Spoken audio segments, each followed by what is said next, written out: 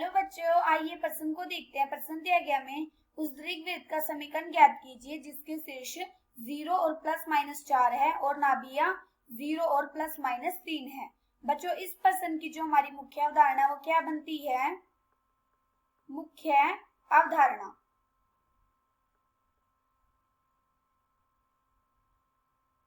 हमारे दीर्घवृत्त का समीकरण क्या होता है बच्चों?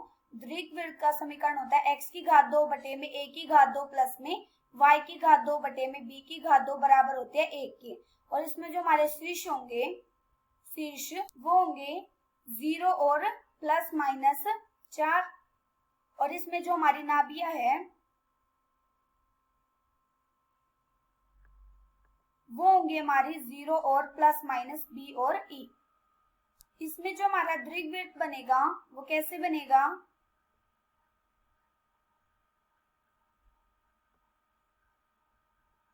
यहाँ पे तो क्या होगा हमारा 0 और 4, मतलब x 0 और 4 हमारा y, ये y अक्ष है और ये हमारा x अक्ष है। और माइनस के ये हमारा क्या होगा? माइनस के y अक्ष और ये हमारा माइनस के x अक्ष। तो यहाँ पे क्या आ जाएगा हमारा माइनस के 0 और माइनस के 4। तब हमारा दीर्घवृत्त कैसे बनेगा?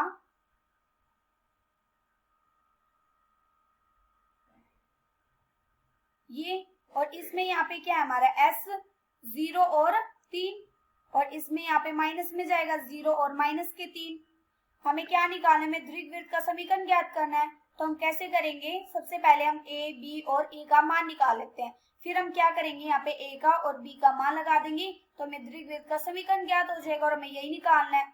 तो सबसे पहले हम क्या करेंगे? ये देखो हमें शीर्ष क्या दे रखे हैं? शीर्ष हमें दे रखे हैं 0 और प्लस माइनस के 4। इसका मतलब हमारा b कितना है? b बराबर हमें दे रखा है 4।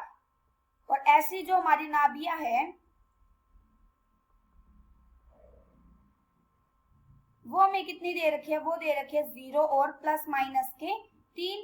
तो इसका मतलब यहाँ से कितना आ जाएगा हमारा? ये आ जाएगा b e बराबर 3।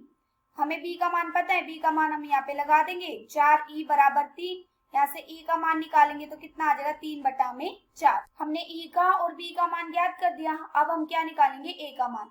कैसे निकालेंगे? हमें सूत्र जानते हैं कि e की घात 2 बराबर होती है 1 माइनस में a की घात 2 बटे में b की घात 2। अब हम क्या करेंगे? यहाँ पे e का और b का मान लगा देंगे तो यहाँ से कितना आ जाएगा? 3 बटे में 4, और इस पूरे की घात 2 बराबर 1 माइनस में a की घात 2 बटे में 16। यहाँ से कितना आ गया हमारा?